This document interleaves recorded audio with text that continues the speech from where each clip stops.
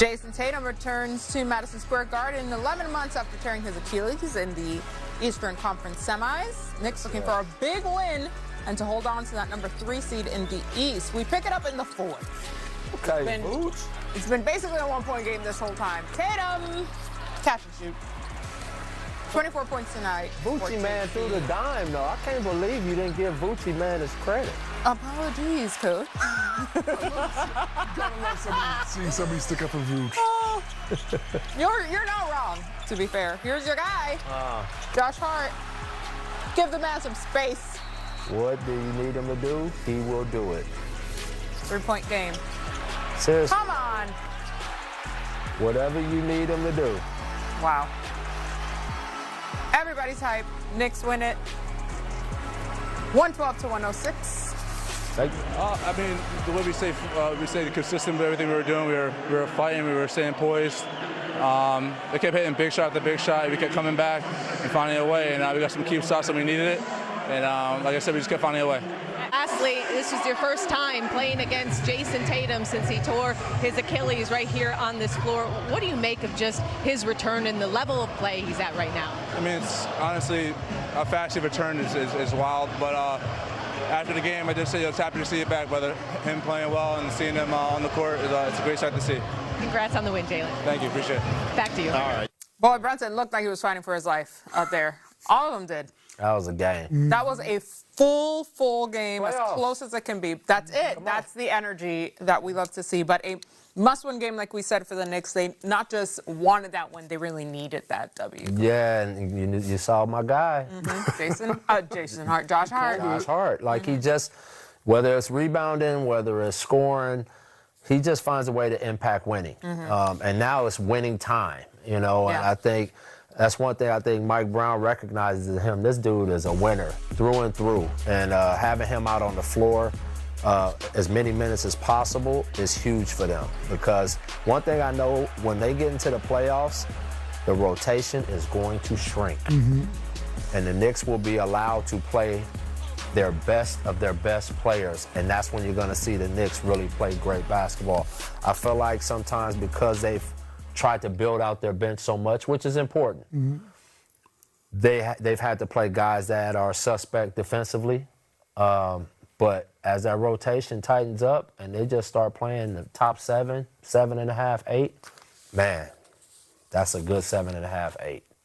I think what was interesting with that game, the Knicks, they kind of beat the Celtics at their own game, their own style of play. If you look at the 2 box scores, the Knicks had contributions all up and down their roster. They actually outshot the Celtics from 3, which is really impressive when you consider how deadly the Celtics are in that regard. And the Celtics, otherwise, like they had, I think they, Pritchard, another coach call out, another Physics 5. Oh, man. He balled out. Jason Tatum balled out. But otherwise, Boston just didn't get enough from the rest of their guys. Yeah, and no moral victories, but you got an MVP sitting over there if you're Boston. So you're like, all right, when we get to the playoffs. I got you. We'll see that. We'll see it. And at the end of the day, White, you got that still. And White is still there, my gosh, like you got, these guys are good. Boston, that game does not say anything to me. No, sir. Other than the Knicks played a great basketball game like they were supposed to, and they needed to win, and they took care of business. Yeah. But that Boston team with Jaylen Brown out there is a whole nother monster.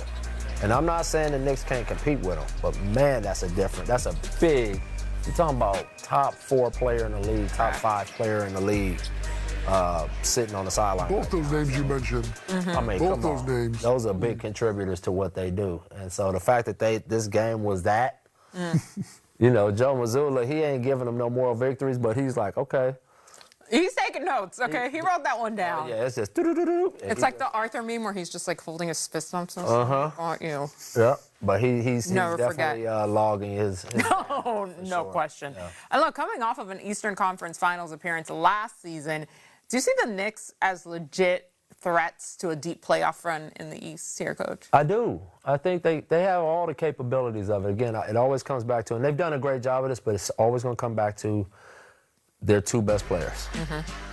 their two best players are not two-way players. So people are going to go after those two guys. And if they can protect them without, over-compromising their defense and keep that offensive firepower on the floor, yes, absolutely they can make a deep run. They got winners on that team. They got versatility on that roster. They can play Cat at the 5. They can play him at the 4 because they got Mitchell Robinson. I think, like I said, I think the rotation and the guys that, the Jordan Clarksons and the Alvarados, those guys will play early into the playoffs. But I'm telling you, when it gets down to the thick of it, Boston's going to force some of those guys out of the rotation. Detroit's going to force some of those guys out of your rotation, and you're going to have to shrink it. But when you do and you're the Knicks, I'm telling you, their top 8 is really good. All right. Yeah. I love that. Okay, let's take a look here, at your guy coach, actually. Josh Hart, one of your Fizz's 5. He had a game-high 26 points tonight against the Celtics. We'll have more here on The Association after the spring. Not suitable for TV. Okay, in Detroit, Cade Cunningham posted 13 points and 10 assists in his first game back from dealing with a collapsed lung. The Pistons star hadn't played since March 17th, but the motorcade played 26 minutes in total as Detroit comfortably cruised past the Bucks. So, Coach, how significant is it to play Cade right now to really get him ready, get that rhythm going before the playoffs? No, it's great. You couldn't ask for a better situation because it's not a ton of games, but it's just enough to get him back his rhythm. So when they hit the ground running in the playoffs, the other guys that were playing well, they're still in their groove too. So you're happy if you coach JB right now. I bet. You got your guy. I think Coach said it. It's the perfect amount of time for them. They can get him some rest that he needs, but also get him back in rhythm with the guys because they were playing so well when he was playing, but also when he was out. So many guys stepped up in different roles. We talked about JD, Marcus Sasser. Yeah. So now he can get in rhythm with those guys' newfound confidence. Absolutely, absolutely. I'll tell you something's going to be interesting. We were looking at the schedule in the back. I'll be interested to see if JB plays his horses against Charlotte. It's like 2 games left in the season, I think, and this doesn't matter for Detroit from a record standpoint or a seeding standpoint. Does he show them the bag? Because when they played him before, Charlotte wasn't Charlotte. So do you want to give him that footage and that film to study to beat you off of 1 game? So, again, this is the stuff coaches... Strategy! You go through these thoughts. Sure. Rollo, meantime, this Pistons team has managed to stay comfortably atop the East, even with their injuries. What's impressed you about this group? So much. I'll admit it, I was one of the guys who thought when Cade went down, Boston was going to take that 1 seed. Yeah. And to see the rest of the team rally in his absence, I mentioned Jalen Duren. He, I thought of him, I loved him. I loved the way JD played, for that team. He was perfect. Yeah. But we got to see him do so much more. Man. Coach talked about his footwork, the way he's been putting the ball down on the floor. We've seen the emergence of Marcus Sasser out there. Dennis Jenkins. Dennis Jenkins has been huge for them.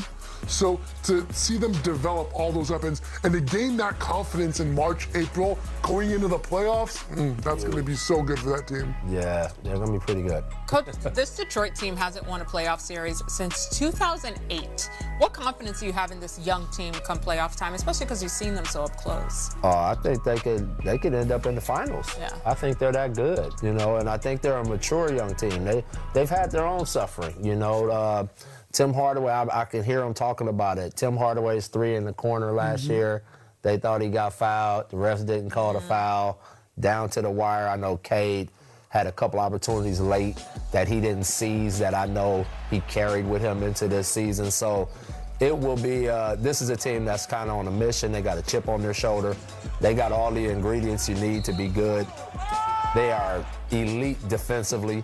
And, like you said, they got some found money in their pockets before they did the laundry. They started pulling out, cleaning out those. And not singles either. Big bills. No, some bills. Big like bills. They can go do something with that money. They found Jenkins and those guys. And so, that just adds more to that team from an offensive standpoint.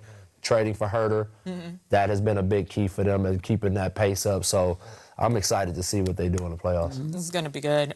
Meantime, the Nuggets are doing something they've never done in the Nikola Jokic era. They have won 10 straight for the first time going back to 2013 after beating Memphis last night. So Denver is now a game and a half in front of the Lakers for the 3rd seed out west. Robin, you've been on the Joker for the MVP train for some time. What makes what he's doing this year just so special? Okay, so let's set the stage. Please. He has a championship. He has 3 MVPs already. This might be his best statistical season ever. Hands down. He's averaging a triple-double. He's leading the league in rebounds. He's leading the league in assists as a center. Like you said, they're peaking at the perfect time. They've never won 10 in a row in the Joker era. That's crazy. Right? Isn't that insane?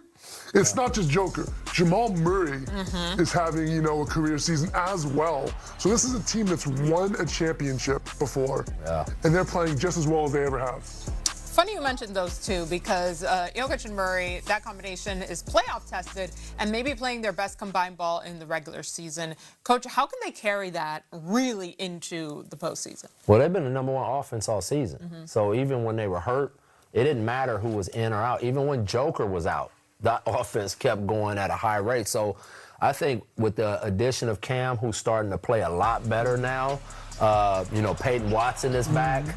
Aaron Gordon is healthy. And listen, all of those names I just named, 6'8", 6'9" athletes, long arm, can really be disruptive defensively where they were kind of struggling throughout the year. They were right around 20 most of the year from a defensive standpoint. But when you talk about having Jamal and Joker on the same team, you got 2 guys that can close games. And in the playoffs, you need closers. And so when you talk, and then they've done it. Like you said, they've already done it. And what we're seeing out of Joker, it's MVP for me. I said it last week. Like what he's doing historically is crazy. When you think about that. So they're back to being that championship pedigree Denver team, but with some extras. I didn't mention Tim Hardaway Jr., who's having a great season. They've really added some pieces to that team that's made them different and probably a lot more dangerous. I hope the voter fatigue isn't a thing because, it's been a thing that's kept LeBron they better cut that out. Yeah, he really deserves it. By the way, did anybody see him play against Wemby? Yeah. Yeah, okay, I'm not going to go too far into it. He was trying to send a message. A clear one. To all of us. In neon. Yeah. So. Not a subtle sign. But the craziest thing about what he's doing, like you said, statistically, best season ever, is that he's doing this while also having missed the most regular season games in his career. But the Nuggets got a boost, of course, in that time from some of their role players while Joker watched and really observed the full team. How vital, Coach, is that for a team trying to make a deep playoff run? Joker's going to get in foul trouble at some point. Like all of the things that you can imagine will happen will happen. Right. And by your guys already having that built-in confidence that we can carry this load without him, that's huge going into the playoffs. That's legitimate depth when you can do that. When you can say my best player is out and we can continue to play at such a high level, they should go into this feeling really good and have a lot of belief in themselves. Yeah, there was no flinch really in this squad when Joker was out this No, and you look at, you've already mentioned Peyton Watson, but I think one of the I hesitate to say unheralded, but one of the perfect pickups they made this offseason, he doesn't get talked about enough, JV, Jonas Valanciunas. Yep, that's another one. Do everything the Joker does while he's out there, but he does what he does so well. He's a big body. He's going to give you that pump fake right-hand drive. You know it. You cannot stop it when he gets there. He gets to that left shoulder. Just Absolutely. He's going to be out there to rebound, play defense, set screens. He's that perfect guy to have on the bench for when Joker does get in foul trouble. And he is an underrated passer. So they could still run a lot of their movement and stuff even when Joker was out because Valanciunas is a quality passer from the big man position. So, again, I forgot about him. They've added a lot. Bruce Brown. They have really restructured this roster in a way to compete for a title. They just hadn't had all those pieces together yet, and now they do. 10-game winning streak. Right. It's a perfect recipe. We're going to keep it here in the West because with their win over the Clippers last night, the Thunder clinched the #1 overall seed in the NBA.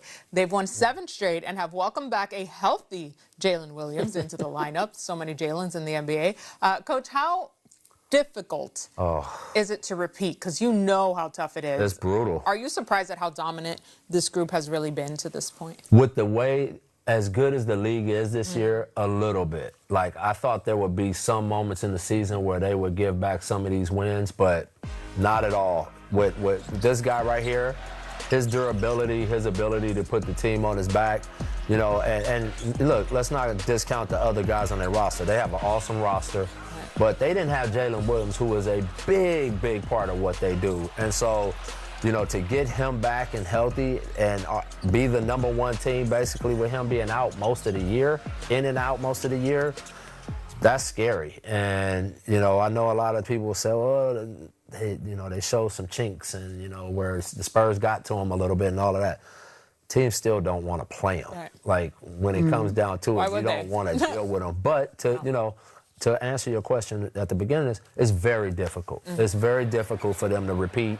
And they're going to need some breaks, and they're going to have some game.